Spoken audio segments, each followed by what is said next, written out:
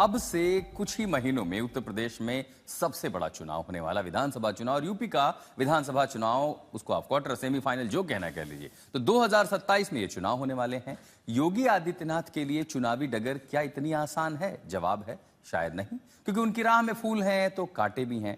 10 साल की सत्ता विरोधी लहर से निपटना है। रोजगार, शिक्षा के मुद्दे पर, युवाओं की नाराजगी के मुद्दे पर भी उन्हें समस्या का समाधान खोजना है। वक्त कम बचा है, तो ऐसे में योगी आदित्यनाथ का पूरा फोकस जनरेशन जी यानी युवा पीढ़ी है। और अब सीएम योगी अगले 6 महीने में 1 लाख युवाओं को सरकारी नौकरी देने का ऐलान कर रहे हैं। नौकरियों को लेकर समाजवादी पार्टी की पिछली सरकार पर भी योगी प्रहार कर रहे हैं। सीएम योगी की योजना यूपी में जेन जी को जोड़ना।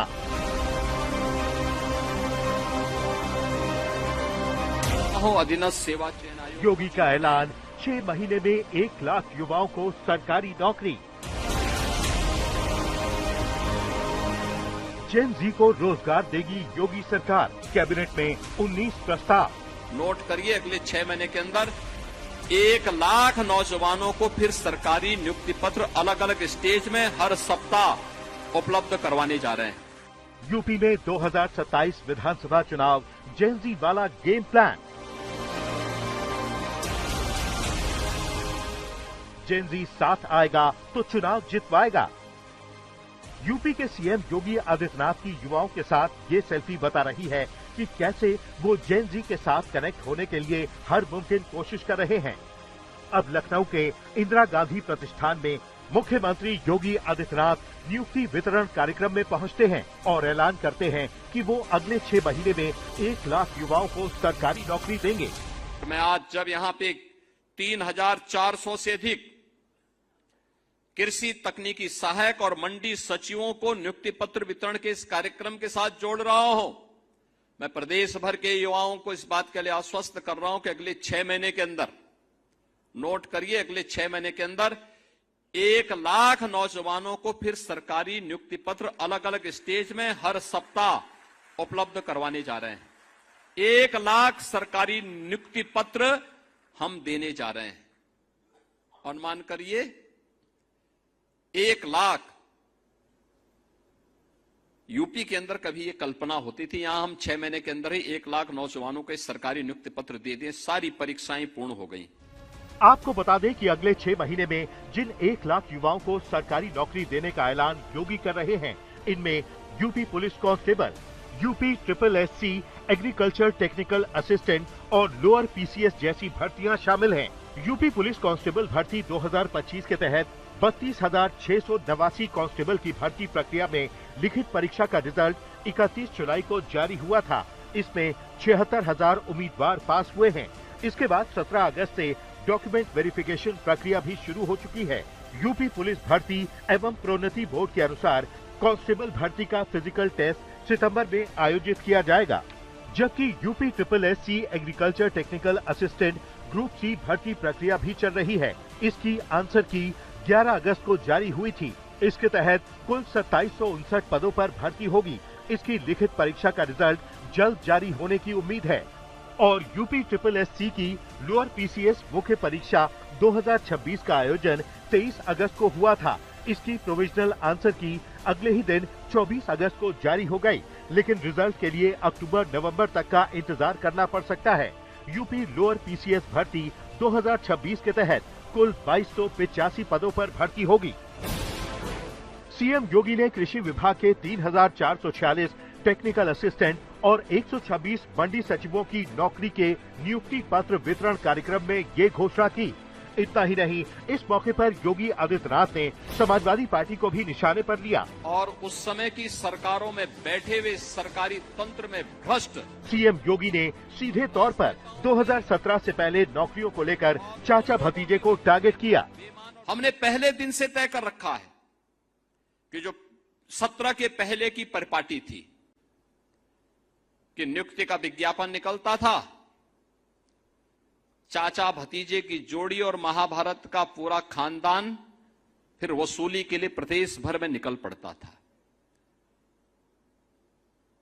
नौजवान भटकता रहता था, परिणाम नहीं आता था और अंततः माननीय न्यायालय को कोर्ट में स्टे लगाना पड़ता था। योगी एक तीर से दो शिकार कर रहे हैं। एक तरफ तो जेनजी वोट बैंक को साध रहे हैं, दूसरी तरफ चुनावों के मद्देनजर समाजवादी पार्टी पर निशाना साध रहे हैं। 2017 में 2026 के बीच में ये 1 लाख नौकरियां क्यों नहीं क्रिएट हुई थी? आज जब पूरे देश में युवाओं का, छात्रों का भारतीय जनता पार्टी के खिलाफ एक गहरा आक्रोश, असंतोष व्याप्त है सड़कों पर, 1 लाख नौकरी का ऐलान कर रहे हो। 2 करोड़ नौकरियां प्रतिवर्ष वाला क्या हुआ मुख्यमंत्री जी? पूरी उत्तर प्रदेश में जो पक्की नौकरियां थी, जो बैकलॉग्स हैं, आज तक नहीं भरे गए। जब वो नौकरी नहीं दे पा रहे हैं, बच्चे उनसे पूछ रहे हैं कि नौकरियां कहाँ हैं, तो उन्हें 10 साल पहले का चाचा भतीजा याद आ रहा है, साबू याद आ रहा है, विक्रम बेताल याद आ रहा है। ये विक्रम बेताल, चाचा भतीजा याद करने से क्या नौकरी मिल जाएंगी बच्चों को?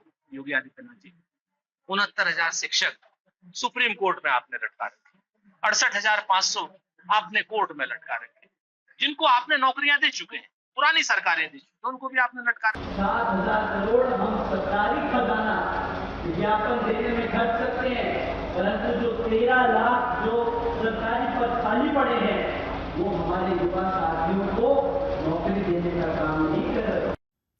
जेन जी को योगी सरकार एक और बड़ा तोहफा देने जा रही है। 25 लाख टैबलेट मुफ्त बांटने की तैयारी है। पढ़ाई से रोजगार तक डिजिटल मदद 2026-27 में योजना के लिए 2300 करोड़ से ज्यादा रुपए के बजट के प्रावधान रखे गए हैं। अब योगी सरकार इस जनरेशन जी को लुभाने के लिए हर मुमकिन कोशिश कर रही है। उधर अखिलेश यादव जेन जी और जेन अल्फा के आक्रोश का सवाल उठाकर योगी सरकार को घेर रहे हैं।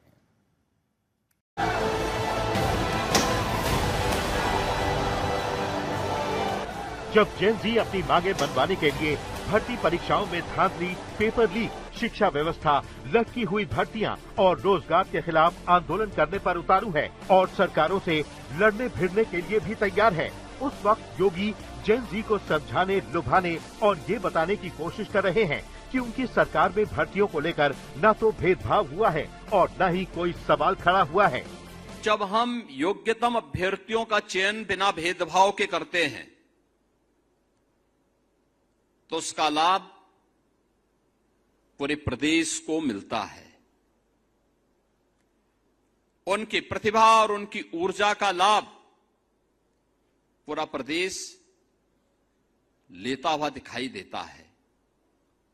और यही तो पिछले 9-9.5 वर्ष के अंदर डबल इंजन की भारतीय जनता पार्टी की सरकार की उपलब्धियों में से एक महत्वपूर्ण उपलब्धि भी है।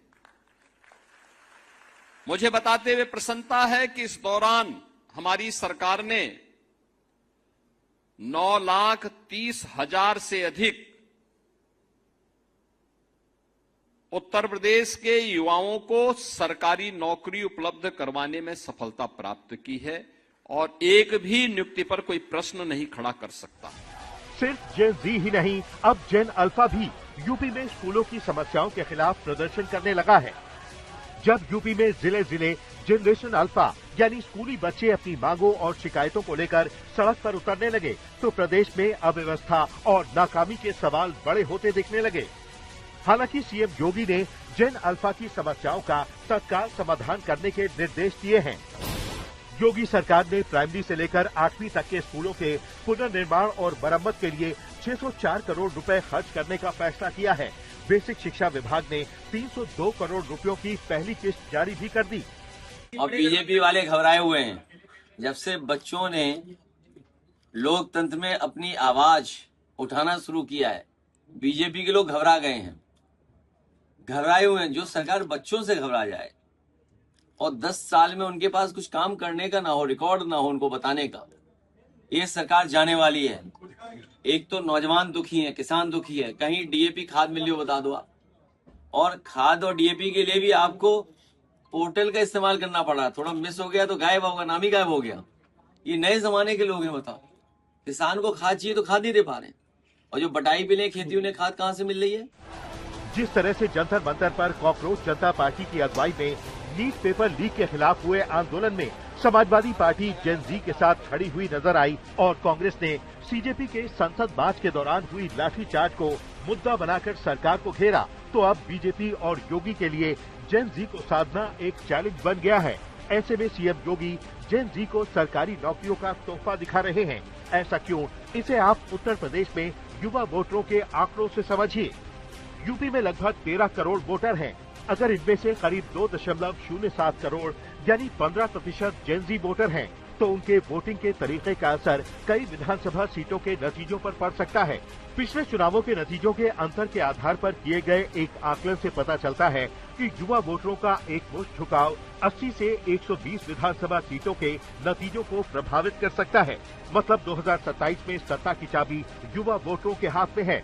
सत्ता के सिंहासन पर लगा बहुमत का ताला युवा वोटरों की चाबी से खुलेगा। ऐसे में शिक्षा और नौकरी के बुनियादी अधिकार की मांगों पर राजनीति में एक हलचल तो नजर आने लगी है। आज तक ब्यूरो।